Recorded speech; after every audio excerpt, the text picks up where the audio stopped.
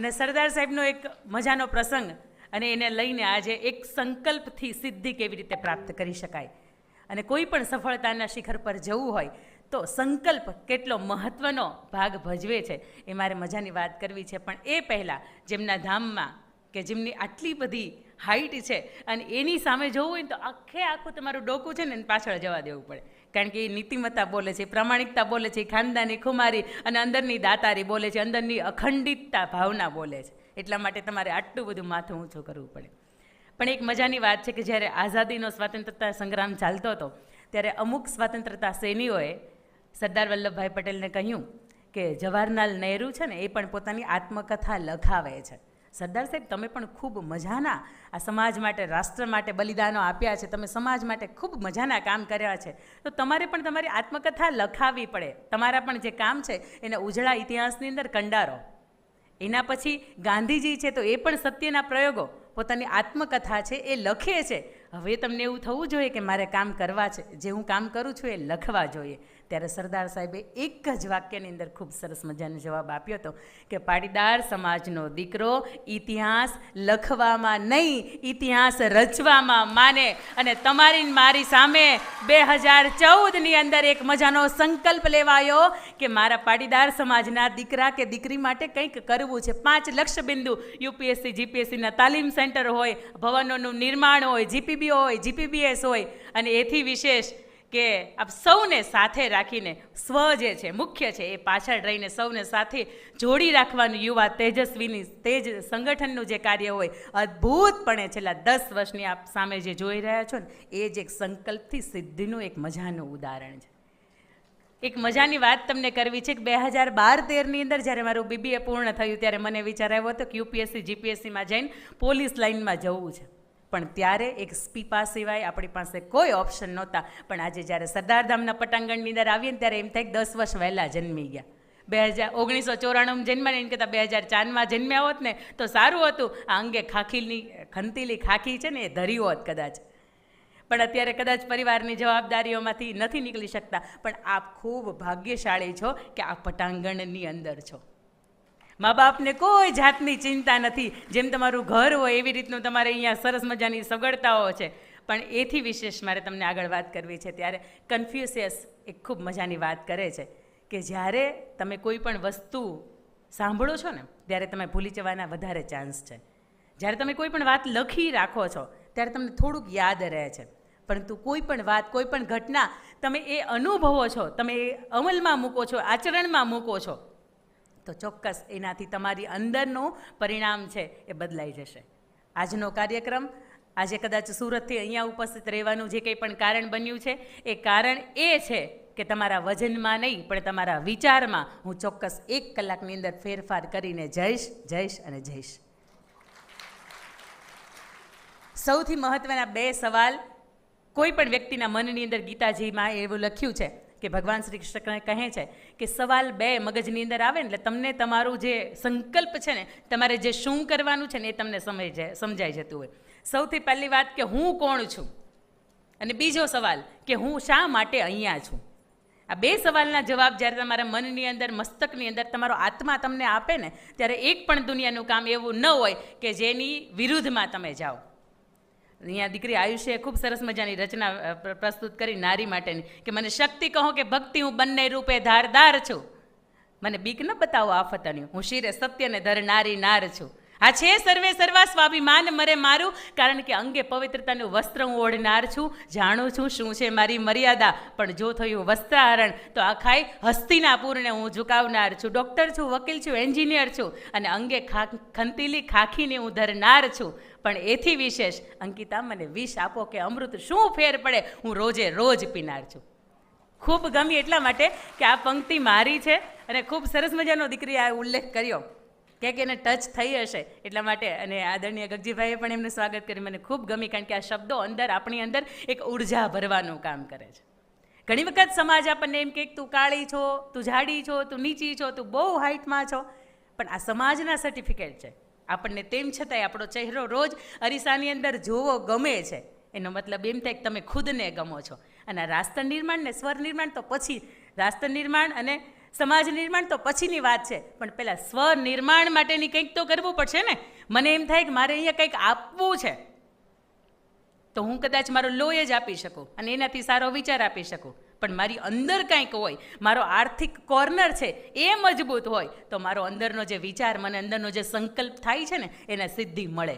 પણ આજ સુધીમાં તમે સરસ મજાની ABCD છે એ સાંભળી હશે, બોલ્યા હશો, પણ મારો કન્સેપ્ટ આખી એથી લઈને ઝેડ સુધીનો એલિમેન્ટ છે, ત્યાં સુધીમાં મારે જેટલું શક્ય એટલું ઉતાવળે આપને સમજાવવો છે કે એ શું કહેવા માગે છે અને ઝેડ શું કહેવા માગે છે. આ ABCD આખી આપણને શીખવે છે કે તમે એક સંકલ્પ નક્કી કરો ને અને આખી ABCDના 26 પગથિયા ચડો, એટલે અહીંયાથી જેમ તમે શરૂઆત કરો ને 26મું પગથિયું આવે ને ત્યાં બેન દીકરી બેઠી છે ત્યાં સુધી હું જઈ શકું, એવી રીતે એથી લઈને ઝેડ સુધી તમે એ એલિમેન્ટના પગથિયા ચડો, એટલે દુનિયાની અંદર કોઈ પણ સંકલ્પ એવો નથી કે જે તમને સિદ્ધ ન કરી બતાવો. મારે તમને સરસ મજાના 2 એવા ઉદાહરણ દેવા છે. એક ઉદાહરણ આપવું છે સ્પર્શ શાહ, આપણા ગુજરાતનો દીકરો, અત્યારે વિદેશની અંદર છે, અને સ્પર્શ શાહનો 2003ની અંદર જન્મ થયો, એટલે આજે 21 વર્ષનો એ સ્પર્શ શાહ છે. જન્મની સાથે 38 ફ્રેક્ચર, અત્યાર સુધીમાં શરીર ઉપર 140 ફ્રેક્ચર. વાતાવરણ ઠંડુ છે એની અસર નથી મારી ઉપર, ખરેખર 140 ફ્રેક્ચરનું એ પેઇન સહન કરે છે. શરીરની અંદર 22 સ્ક્રૂ અને 8 ફ્લેટ, આટલું પેઇનફુલ લાઈફ. 3 વર્ષનો હતો, માતા પિતા જોબ કરતા હતા ગવર્મેન્ટ, આપણા ગુજરાતનો છે ને એટલે તમને એનું ઉદાહરણ આપવાનું મન થાય. માતાએ નક્કી કર્યું કે આ બાળકને જો મારે જીવન આપવું હોય, આ બાળકને મારે સ્વતંત્ર આર્થિક પગભર બનાવવો હોય, તો મારું જીવન જે છે ને એ મારી કારકિર્દી એ મારે બદલવી પડશે, અને આ ત્યાગ માં જ આપી શકે. માએ પોતાની ગવર્મેન્ટ જોબ છોડી અને બાળક 4 વર્ષનું થયું ને ત્યારથી એને પિયાનો વગાડતા શીખ્યું, એને સંગીત ગાતા શીખ્યું, એટલા માટે કે શરીરની અંદર એનું નામ સ્પર્શ, પણ તમે એને સ્પર્શ ન કરી શકો. સ્પર્શ કરો એટલે એના અંદરના બોન એટલા બધા ખરાબ કે તૂટી જાય. જીભ એક જ એવું છે કે જેની અંદર હાડક્યું નથી, એટલે જીભની શું થઈ શકે? જીભથી સરસ બોલી શકાય, જીભથી સરસ ગાઈ શકાય, અને એ બાળકને સંગીત શીખવે છે. એ 13 વર્ષનો હતો ત્યારે આ દુનિયાના મંચ ઉપર એને ટોક શો કર્યો હતો. એ એક જ ચેરની અંદર એને સૂવાનું, બેસવાનું, ઉઠવાનું બધું જ એક ચેરની અંદર. એના મમ્મી છે સતત એની સાથે રહે, એને પ્લેનમાં કંઈ મુસાફરી કરવી હોય તો પણ એક વ્યક્તિની સાથે એને સતત ડિપેન્ડન્ટ રહેવું પડે. તેમ છતાંય તે વ્યક્તિના આજે 2.5 કરોડ ફોલોવર્સ છે. સરસ મજાનો પિયાનો, હાર્મોનિયમ વગાડે છે. દુનિયાના 7 દેશોમાંથી એણે 200થી વધારે સેમિનાર કર્યા છે, કે જેની અંદર એણે મોટિવેશનલ સ્પીકર તરીકે કામ કર્યું છે, અને સંગીતના સેમિનાર કર્યા છે. અને એથી વિશેષ મારે તમને મહત્ત્વની વાત એ કહેવી છે કે જ્યારે આપણા આદરણીય વડાપ્રધાન મોદી સાહેબ ડોનાલ્ડ ટ્રમ્પે હાવડી મોદી કાર્યક્રમની અંદર બોલાવ્યા હતા, ત્યારે આ વ્યક્તિએ માત્ર 18-20 વર્ષની વ્યક્તિએ આદરણીય મંચની સામે 50,000 લોકોની સામે એણે ચેર ઉપર બેઠા બેઠા રાષ્ટ્રગીત ગાયું હતું ને એ આપણો પહેલો ભારતીય હતો. એ આપણને શીખવે છે કે પેઇનફુલ લાઈફ ગમે એ હોય, તમે નક્કી કરો કે મારે આ કરવું છે, થાય. એ જ્યારે અહીંયા ગુજરાતમાં હતો ને ત્યારે એને મોદી સાહેબને એને મળવું હતું, પણ જ્યારે આ ઘટના આજે મોદી સાહેબે જોઈ ને ત્યારે મોદી સાહેબ ખુદ એને મળવા ગયા હતા. આપણી અંદર સત્વ આપણું મજબૂત હોય, આપણો સંકલ્પ મજબૂત હોય ને તો દુનિયાને આપણી સુધી આવવું પડે. અને એના પછી મારે તમને બીજી વાત કરવી છે કે તમિલનાડુની નાગરત્ના, આ દીકરી ધોરણ 10ની અંદર હતી. શિક્ષણ કેટલું મજબૂત છે હું તમને એ કહું છું, શિક્ષણ કેવું જિંદગી બદલી શકે મારે તમને એ વાત કહેવી છે. અને તમે દરેક વ્યક્તિ શિક્ષણના સાધક છો, સરસ્વતીના સાધક છો, ત્યારે તમિલનાડુની નાગરત્ના, એના મમ્મી ભીખ માંગવાનું કામ કરે, એના પપ્પા ડ્રિંક કરે, અને ઘરની અંદર તમે જેમ સમજી શકો કે વાતાવરણ કેવું હોય. સરસ મજાનું તમને તો અહીંયા ફેસિલિટી મળે છે, આ ફેસિલિટી તેને સ્વપ્નમાં ક્યાંય ન આવે. એક પણ જાતના ફ્રૂટ, એક પણ જાતના દાળ ભાત, સ્વીટ, મિષ્ટાન કાંઈ આવે જ નહીં. મમ્મીની સાથે ભીખ માગવાનું શનિ રવિ કામ કરે ને. દીકરી સોમથી શુક્ર ગવર્મેન્ટ શાળાની અંદર ભણે. એક વખત એના મમ્મીને પૂછે છે, મમ્મી આખી જિંદગી આવું જ જીવવાની છે? તને જોઈને મને એમ થાય કે ભીખ માંગું, પપ્પાને જોઈને એમ થાય કે મારકૂટ કરું, આવું જ મારે જીવન જીવવાનું છે. ત્યારે એના મમ્મી અભણ માતા, આપણે જેને અભણનું બિરુદ આપ્યું છે, એ માતા એને શીખ આપે છે કે ના બેટા, તારી જિંદગી બદલાઈ શકે છે, પણ જો તું તારું શિક્ષણ મજબૂત કરે અને તારા શિક્ષણની અંદર તું ખૂબ આગળ વધે ને તો આ થઈ શકે. એ દીકરી એ જ સમયે અડધી રાત્રે સ્ટ્રીટ લાઇટની અંદર વાંચતી સંકલ્પ કરે છે કે મારું જીવન બદલવાની જવાબદારી મારા મા બાપની નથી, સમાજની નથી, દુનિયાની નથી, મારી શાળાની પણ નથી, મારા શિક્ષકોની નથી, પણ મારું જીવન બદલવાની જવાબદારી મારી પોતાની છે. અને આ સમાજની વચ્ચે, આ દુનિયાની વચ્ચે એક દિવસ મારું જીવન હું બદલીશ. અને સાહેબ ધોરણ 10ની અંદર એ SSLC એવું એની એક્ઝામ આવે, અને આપણું એસએસસી બોર્ડ કહેવાય, એને SSLC કહેવાય, અને એ બોર્ડની અંદર એક્ઝામ આપે છે. અને આજ સુધીમાં તામિલનાડુ પ્રથમ કોઈ 98.97% સાથે નથી આવ્યું. આ દીકરી આવી, અને જ્યારે ઇન્ટરવ્યૂ થયો ને ત્યારે ખબર પડી કે આ દીકરી એટલે ભીખ માંગનાર ભિખારણ હોય એની દીકરી, આ ડ્રિંક કરીને આવે એની દીકરી, અને ગવર્મેન્ટ શાળાની દીકરી. પણ એ દીકરી ત્યારે આવી શકે જ્યારે દીકરી અંદરથી નક્કી કરે કે મારે આ તો કરવું જ છે, અને નક્કી કરીએ એટલે એ થાય. કારણ કે આસપાસ જે પોઝિટિવ ઓરા છે ને એ આપણને સપોર્ટ કરવા માટે આવી જાય.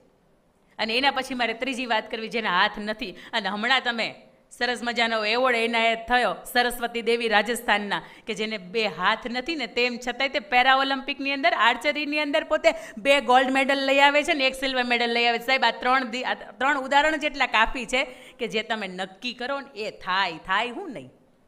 અમિતાભ બચ્ચન કે જેને પોતાના અવાજ માટે કોઈ નોકરીએ નથી રાખ્યો, આજે તમે જોઈ શકો એનું જીવન ક્યાં છે. સરદાર વલ્લભભાઈ પટેલ 33 વર્ષની આયુએ પોતે વિદુર થયા, લગ્ન કરી શકતા હતા બીજા.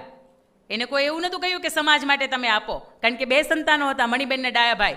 તેમ છતાં એણે નક્કી કર્યું કે નહીં, મારું સમગ્ર જીવન હું સમાજ માટે વિતાવીશ. એ આપણી સમક્ષ ઉદાહરણ છે. બિલ ગેટ્સ ગ્રેજ્યુએશન એ પૂરું નહોતું કર્યા, તેમ છતાંય તમે જોઈ શકો બિલ ગેટ્સ અત્યારે ક્યાં છે. રજનીકાંત ડ્રાઈવર હતા, અને તેમ છતાંય તે આજે પોતાના ક્ષેત્રની અંદર ખૂબ સફળ છે. ધોરણ 10 સચિન ફેલ છે, તેમ છતાં આજે આપણે એને ગોડ ઓફ ક્રિકેટ તરીકે ઓળખીએ છીએ. આ દરેક ઉદાહરણ એવા છે કે એવું સાબિત કરે છે કે જીવન એ નથી કે જે તમને મળ્યું છે, જીવન એ છે કે જેને તમે બનાવો છો. દુનિયાનો એક પણ વ્યક્તિ સફળ એવો નથી કે જે નાનપણથી પૈસાના ગોદડીની અંદર સૂઈને આવ્યો છે. ડૉક્ટર APJ અબ્દુલ કલામ, કેવી દારૂણ દરિયાકાંઠે રહેવાનું, અને એના માતાને જમવું હોય ને તો એ દીવો ઠારી નાખે, એટલા માટે કે ડૉક્ટર APJ અબ્દુલ કલામ નાના હતા ને ત્યારે થોડોક વધુ સમય વાંચી શકે. આમાં એટલા માટે કદાચ 8મી માર્ચને આપણું સામૂહિક રીતે ઉજવીએ. 17 નવેમ્બર વિશ્વ પુરુષ દિવસ છે, પણ તેમ છતાંય તે એટલો બધો ભેગા નથી થતા, પુરુષો ભેગા નથી થતા, એટલા માટે નહીં ઉજવતા હોય. પણ આપણને અંદરથી હરખ થાય કે આપણે ચાલો ભેગા થઈએ. અને હું તો એમ કહું છું 8મી માર્ચ એક જ નથી, માર્ચ મહિનો અડધો ચાલશે, આખો પોણો ચાલશે, અને ફેબ્રુઆરીની પાછી 15-17 આવી જશે ને ત્યાંથી ચાલુ થઈ જાય. એટલે 1 તારીખને આપણે 1.5 મહિના સુધી ઉજવીએ છીએ, કારણ કે આપણને ખબર છે કે આપણું સત્વ શું છે, આપણું તત્વ શું છે, આપણે શું યોગદાન આપ્યું છે.